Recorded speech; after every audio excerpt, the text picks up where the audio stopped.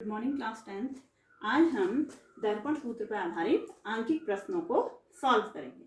बच्चों, ये बहुत इंपॉर्टेंट क्वेश्चन है जो आपके हर बार आता है बोर्ड परीक्षाओं में, तो इसको आप ध्यान से देखिएगा।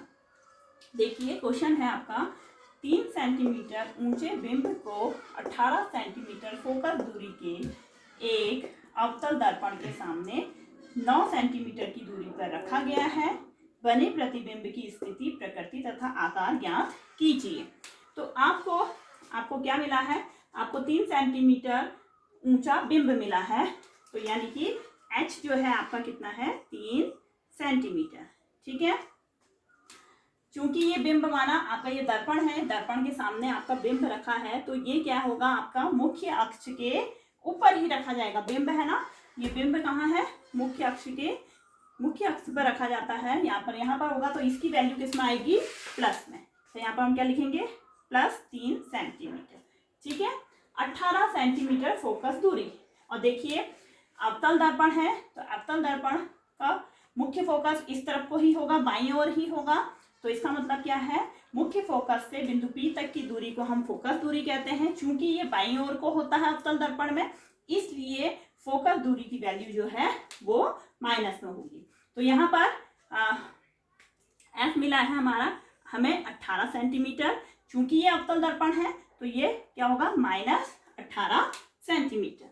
इसके बाद है 9 सेंटीमीटर की दूरी पर रखा गया। तो वो बिंब जो है आपके दर्पण से 9 सेंटीमीटर की दूरी पर रखा गया है। तो बिंब से बिंदु P की तक की दूरी कहलाती है हमारी बिंब दूरी। तो हमें U कितना मिला है? 9 सेंटीमीटर। चूंकि दर्पण के बाईं ओर रखा है, तो ये वैल्यू किसमें होगी? माइनस में। तो क्या है? -9 सेंटीमीटर। अब हमें क्या ज्ञात करना है? प्रतिबिंब की स्थिति। ठीक है, यानी कि हमें प्रतिबिंब दूरी V ज्ञात करना है, और हमें ज्ञात करना है उसकी प्रकृति और आकार भी ज्ञात करना है, यानी हमें h डैश भी ज्ञात करना है। तो हम दर्पण सूत्र से लेंगे। दर्पण सूत्र क्या होता है? दर्पण सूत्र क्या है आपका? दर्पण सूत्र 1/V + 1/U = 1/F। आपको मिला है U, आपको मिला है F।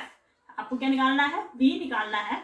तो इसको हम ऐसे कर सकते हैं, 1/V = ये इस तरफ को चला जाएगा, तो 1/F अपनी जगह पे है, ये इस तरफ को आया, प्लस है तो यहाँ पर को आने पर बराबर की दूसरी तरफ में माइनस हो जाता है, तो 1/U।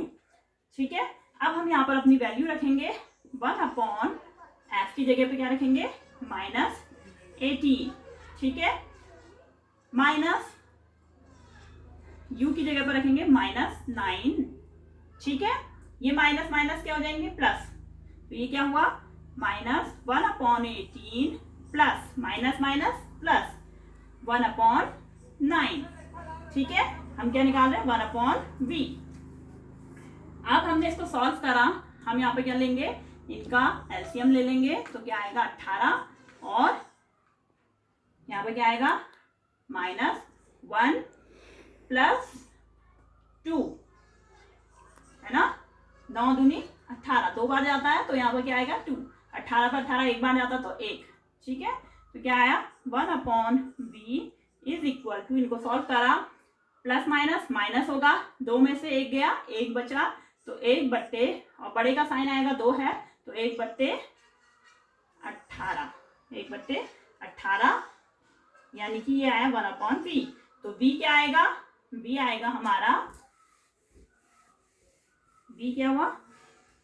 1/1/V था ना, 1/V = 1/18, तो V =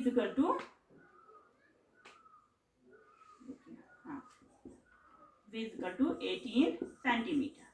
ठीक है, अब हम क्या निकालना है? हमें h डैश निकालना है, जिससे कि हमें इसका आकार पता चले।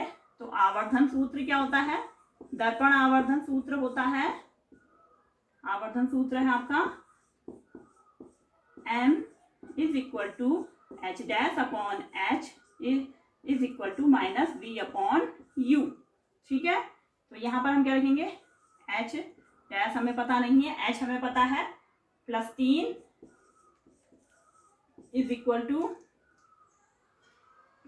माइनस, ये हमें कितना पता है?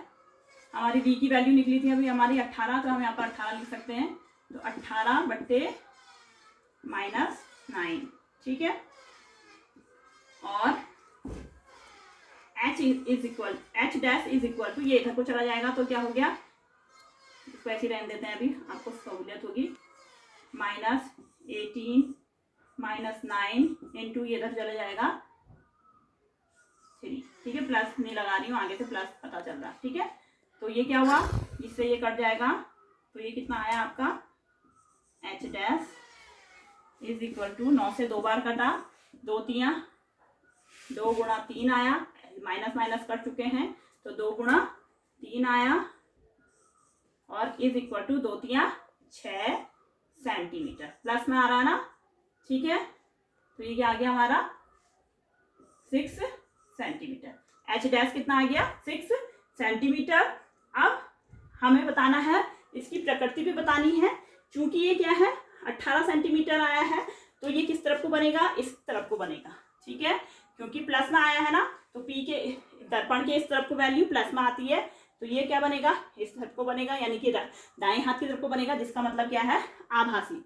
और ये क्या है आपका प्लस में आया है, तो ये प्रतिबिंब भी ऊपर बनेगा। तो हमारा प्रतिबिंब कैसा बनेगा, प्रतिबिंब हमारा आभासी और सीधा, ठीक है।